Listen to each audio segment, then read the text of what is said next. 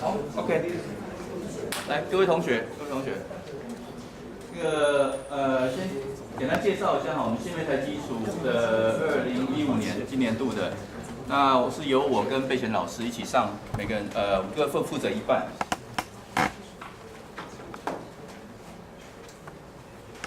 新媒材基础这堂课在建筑所的特别的地方是，它是历史可以说是最悠久的一堂课，从1993年22年了的一堂课。那这个22年的课呢，其实每一年教的课程的内容都一直改。那主要是22年前教的内容跟现在想当然是不一样的。那重点呢是这样子啊，像从1993年开始呢，其实这20几年来，大概从简单的影像处理到一直什么视觉的啦、3D 啊、动画啦、VR， 一直到现在有雷射切割、3D printing， 一直到 AR、VR、Game Engine 这些，其实都有讲到。那主要呢，这堂课之所以这样子，是因为我们认为学生各位进来以后，在交大建筑所挂上交大建筑所这几个字的头衔，毕业之后，事实上呢，如果说人家问你说，你听说交大电脑很厉害，你会什么东西？我觉得这个东西呢，至少我们要 set 一个 foundation 给大家说，这些东西至少我们认为各位学了出去之后是走在前面的。但是各位知道，现在 Grace Hopper 大家很多人都会了嘛，对不对？雷射切割已经切到到处都是了嘛。那所以像今年开始，我们也开始会继续再往前走，也会有不一样的东西。那以工具性上来看的话呢，22年前是从 Photoshop 教起，那现在是应该不用教了，现在可能阿公阿妈都会。真的啦，是有些阿公阿妈真的会。那慢慢的我们会把一些工具，有些就不是说叫汰换掉，而是说我们就省略不教了，因为时间也有限。那我们把主力呢 focus 在大家学完之后，第一个是对各位的不管设计课或设计表现是有帮助的。那第二个，对于我们去探索新的所谓的媒材跟新的表现法，它是有一些启发性，主要是这2个方面。所以呢，最底下这一行我们谈的是 new 就是新的数位媒材，还有新的可能的这些的应用。课程架构是这样子，礼拜3的早上10点到1点的时间，课后呢，按照刚这个老龚讲的就是大概3倍时间是差不多啦。如果你厉害的话，5-6小时应该也跑不掉。不过这算是一个还蛮基本的一个量，没有前面的任何的 prerequisite，没有说要求一定要你会什么东西，你假使什么都不知道也没关系。反正在这个同才互学之下，应该大家可以把很多的基础都很快就会了。MR1、MS、MR2 各同学都可以来上。尤其那个 MR1 的同学，其实现在虽然我们说 MR1 同学低年级同学可能loading 还蛮大的很多其他的课。那我是希望比如说2年级、3年级之后 ，MR1 同学也都可以来修这个课。那很重要一个是 Bring your own device，OK， 这是应该是大家很熟悉了带各位自己的电脑来。这堂课里面呢，它不是一个设计课，我们这堂课是一个属于技术型的课，也就是要确保大家学会这些技术。所以里面呢，所以我们的 skill 这部分呢占的比重比较大，所以大家就是在练习，但里面的设计成分很少。你甚至拿你设计课的东西拿来，就是一个 practice 都可以，就是并不要你去重新发明一个新设计。当你有兴趣的话，都可以去做了。midterm 跟 final 各占40%，然后我们的课堂参与班占20%。主要分成2个 module， 第一个 module 是我带，我们来谈 digital design fabrication。那第2个module 是由备贤老师带，他会带有关于这个建筑评估跟一些视觉化的部分。那在这堂课里面，主要包含了 parametric design， 然后 digital fabrication、rapid prototyping、smart design。从很多建筑设计大家都看得到了，都看到很多所谓的很棒的设计，但是很棒的设计扣除掉历史，扣除掉文本，扣除掉这个你的思想，扣除掉这些东西之后，其实背后还是有一个很重要的事情，是你的所谓用的工具跟一些属于技术型的知识。那所以在这个部分呢，在这里你可以看得到，像如果 Norman Foster 他没有一群数学家，没有工程师帮他的话，那些在天空上面的这一片屋顶，它不大可能够塑造成这个样子，叫做一个叫可行性，以及它的这个 form， 还有它的 pattern。这个 pattern 我讲的是它这些分隔这些东西，它分隔我相信大家都知道，它不是只有视觉上的因素而已，它牵涉到工程上面的原因。那像这些分析哈，通过这些，我们现在都有很多参数工具可以帮我们，但是如果我们现在参数工具用的都只是在做形 form， 只是在玩形，或者觉得很酷很炫的形的话，其实就很难进到下一个阶段。我们希望这堂课这一次我们开始要进到下一个阶段。那像这样子的形呢，你会觉得说，哇，这个形从这个 donut 一直到这个东西，你会发现，哦，那如果用手拉，你用手拉怎么去拉这个形？如果说它是一个你脑子里所设想有一套规则的话，其实它转化出来也许就是2行数学方程式而已，非常非常短的数学方程式，但它就可以造就出非常非常复杂而变化非常多的一种造型。而它因为有数学的方程式，它衍生到工程上面的这种的 evaluation， 是一个很直接的一个过程。好，所以像这个背后呢，其实都隐藏了很多这个所谓的让从梦想到实践的中间这个可行性的这个部分。当然这个我们在课程当中都会讲啊，有关于这个 Grasshopper 的应用。各位在这个建筑模型里面常常用到说用雷射切割去切地形模，对不对？这堂课不教，因为那个太简单了。那这个东西会教一点，这个是教大家怎么样聪明的方法去做这个，用 Grasshopper 帮你切好这些东西，而不是手动的一个一片一片去这边布林半天这样去做。它一定有一套背后的法则跟规则，你只要想得出来，应该就有办法把它落实出来。另外，像 Eric Stanley 这种创作，它是艺术创作，但是有谁的雷射切割可以完成这个样子？应该很难吧，哈。但是背后它其实有一套规则、一套法则的，是不是有可能你用一套有规则的工具啊，可以帮你做出这样的东西？其实可以的，其实没有太困难。当然，我们没有去谈那个背后什么艺术创作那部分，那是各位的事情。3D printing 当然现在很多人也会拿来做公仔，拜托不要哦，在交大我们就不用去做公仔哦。那在这个地方呢，我们希望大家用 3D printing 用的是你去挑战你的设计，你去做一些不一样的事情。所以，譬如说，有艺术家或者是那个在 Media Lab 在挑战是材料，挑战是用 3D printing 我去 print 一些新的表现方法，哦，而利用它印出来的透明度，我可以做很多有趣的应用，甚至我去研究一些手做不出来的结构。那像这种，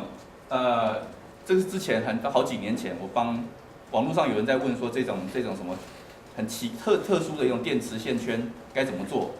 去 Grasshopper 教你做半个小时，那就做完，哦，就可以做出一个很特殊的电磁线圈。你可以去研究它怎么样去做这样子的一个形体。当然，你可以去 study 各种 form 的各种的组成方式。当然会有一个部分，最后呢，在我的这个部分会谈到 biomimetic design， 所以这个仿生，但这仿生主要是把一些规则拿出来做一些练习，但是我们并不是要做很多的这个设计，主要是那个技术的层次，怎么去做转化 mapping 的这个转化的这个过程，把一个规则转化到这个很实际的可操作性的东西上面。所以在整个课程上面比较明确来列的话，大概包含这些了哈。我们会先从这个所谓 laser cutting 2D 的 laser cutting 一直到 3D 的，会有2个礼拜。那所谓我们的2D 的这个 laser cutting 也就是不是做地形模了，就是要做真的比较特别的这个laser cutting。然后再过来是 3D printing， 我后面前面加一个 creative， 意思就是说不要做一般的啦。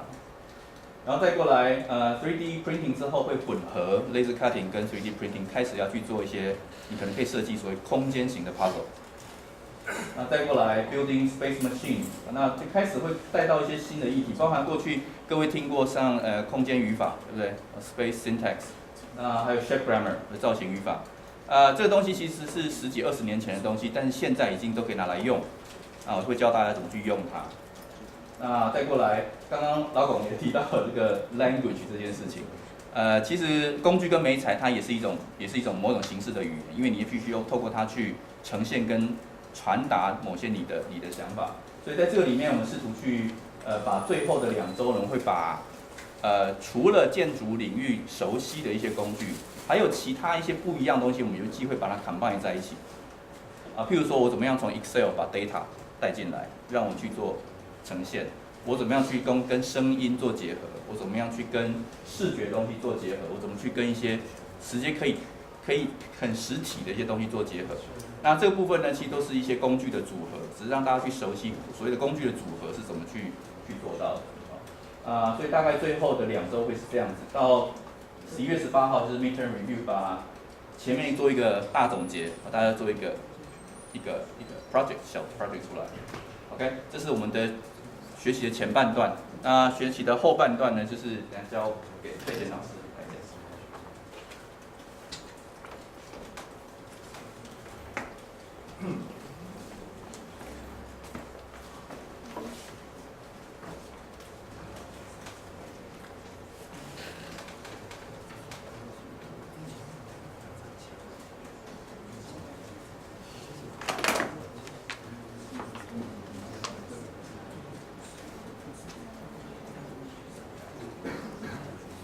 好，我接着说哈，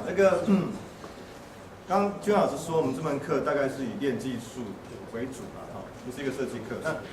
这个时代有太多的技术值得学习，需要学。那工具软体非常多选择，我们当然没有办法都教嘛，所以大概选择的标准会说，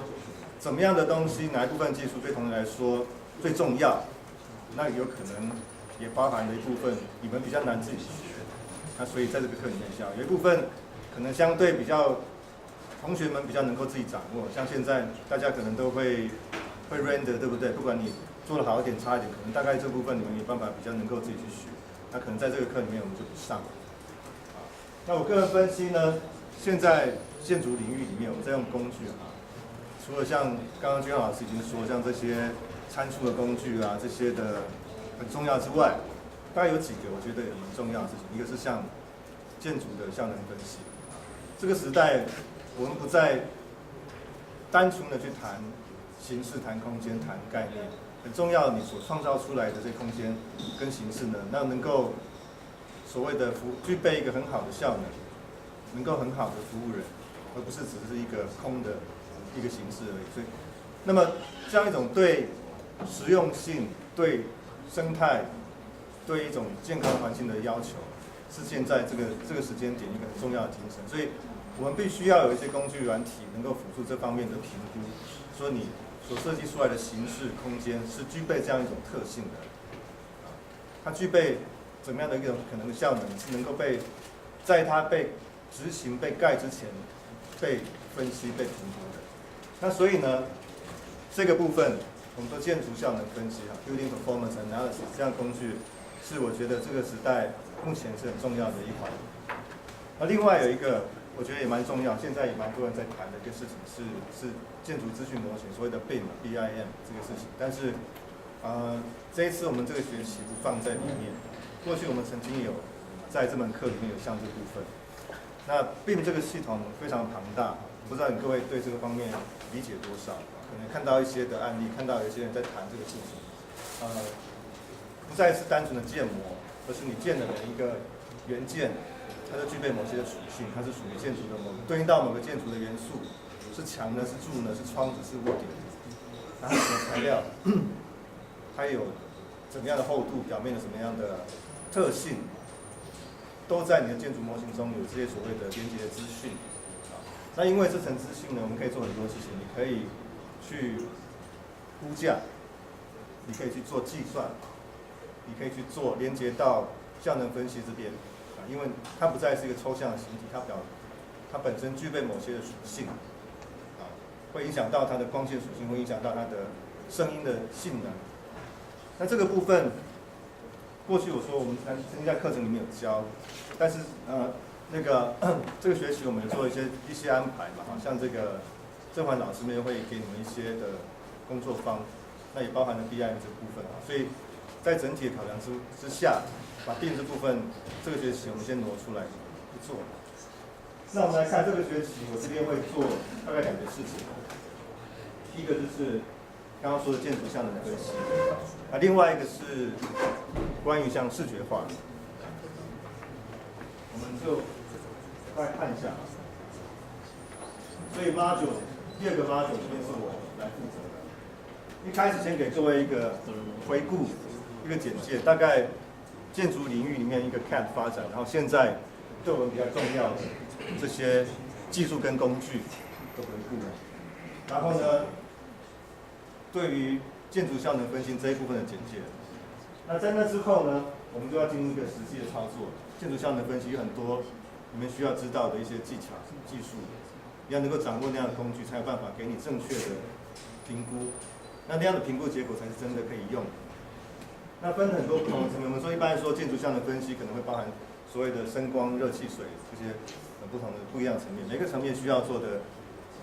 知道的相关知识跟他需要所要操作上面的一些技巧都不太一样。那大家就把这后面几周跟这个不同的层面连接起来。我们大家会从比较基础的光线这边开始，光线阴影的分析，不是单个建筑，而是包含到建筑跟一群建筑之间如何互相影响，在哪一个时间、哪个季节。关于热能的分析之后，热能的分析，能源的辐射那方面的分析，然后再过来是关于声音的分析。你们一般很难做到像声音的分析，声音的性能。设计的空间，如果你要顾虑到在里面的音响的效能，那怎么办？那个空间该如何设计法？然后是风跟气流的分析。那这里面呢，我们会用到一些工具啊。既然说学技术会有一些工具，那我们能够找得到的这个像 Autodesk 系列的工具，会超过一个软体，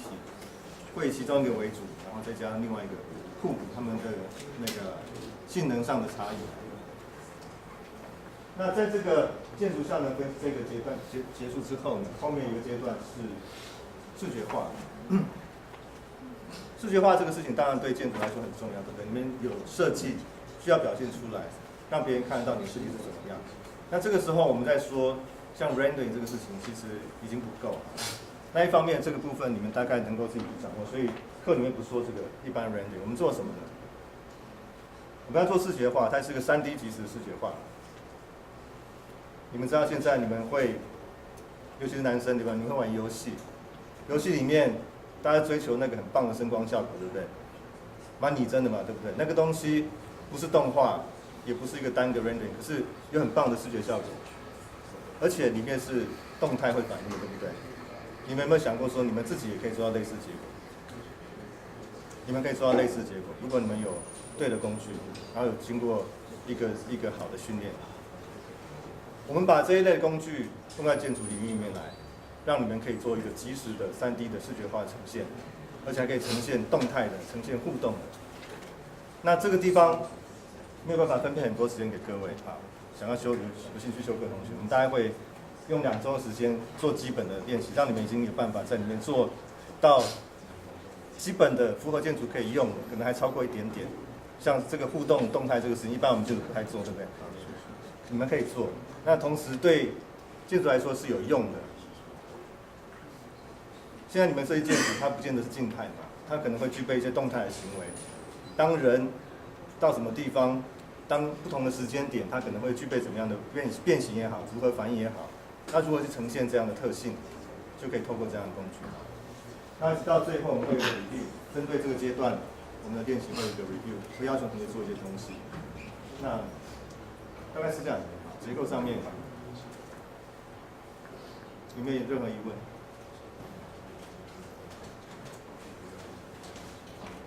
一年级 MR 1在这个课堂上作业大概多少时间？MR 1会修这个课吗？后续曾经也有，时间上手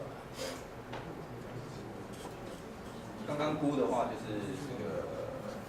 也是要6到9小时，还蛮合理的。因为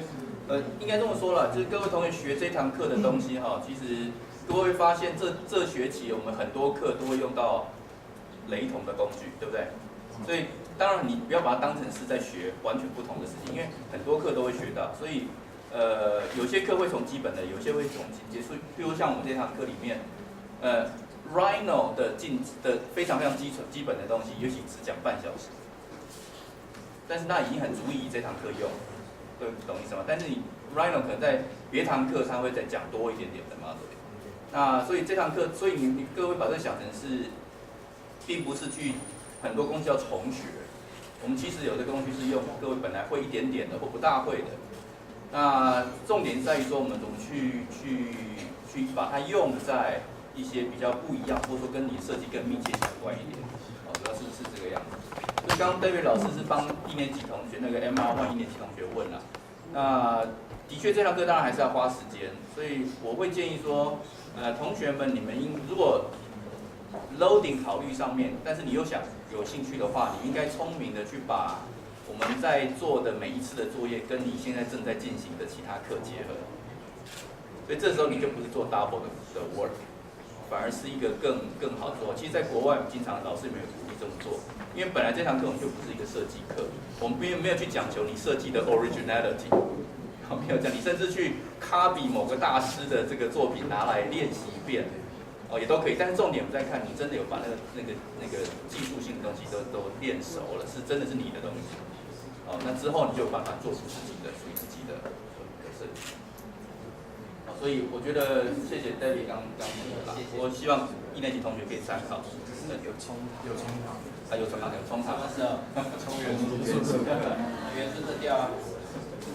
元素是什么？David 老师说话。天哪！David 老师竟然要调这个，因为这2个都是基本的这个tool。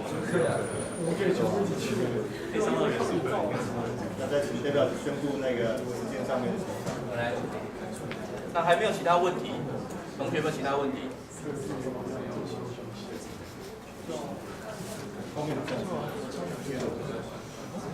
这一堂课会用到的软体其实还蛮多个的，但是这个蛮多个是未来各位到事务所会体验到真实状况就是这个样子，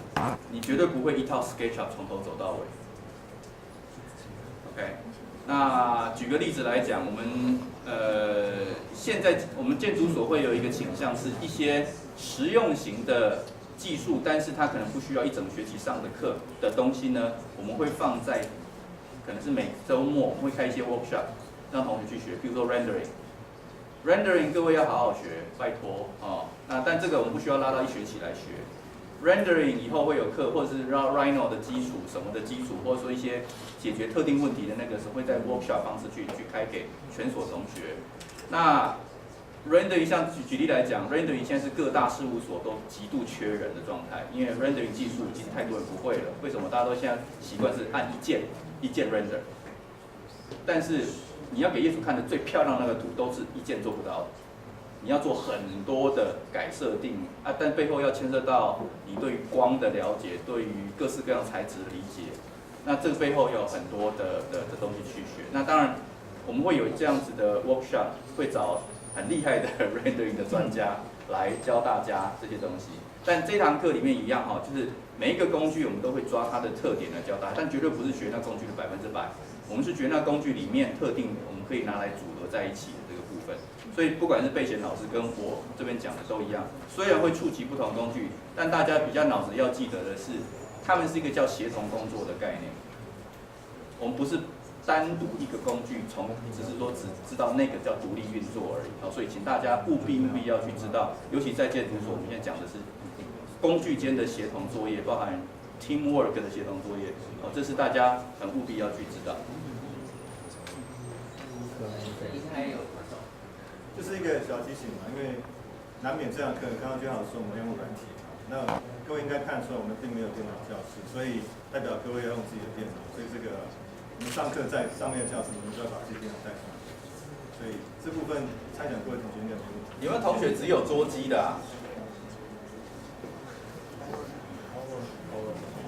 没关系啦，去年也有同学直接搬桌机啦。对啊，也有。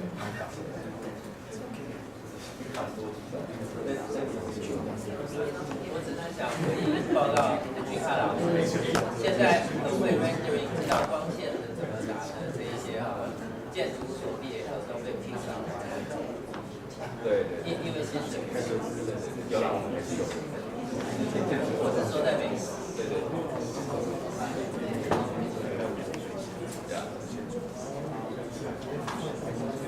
所以之后工作方会教，现在就是在课堂上，在课堂上工作方所以超量。哎，对哈、这个补充一下，David 老师刚刚讲到一个很有趣的地方，你把某些技能练得很好的话，其实呢，对大家未来的这个就业领域有很广泛的帮助。因为我这次到加州矽谷去找交大建筑所毕业生，有一个是在 Autodesk 在做界面设计师，使用者经验设计师，然后有一个是在做 Indie Game， 就是所谓独立 Game 的开发者。那有一个是在 Samsung 的 Research Center， 都是在矽谷哦，那他们都做得非常的好。那其实都是当年我们就已经看到，他就对那个东西非常执着，很有兴趣，一直去钻，但是也得钻到够厉害哦，就是有办法闯出一片天。我们应该不是鼓励各位转，说，当然不是，当然不是。培养你们的第二专长。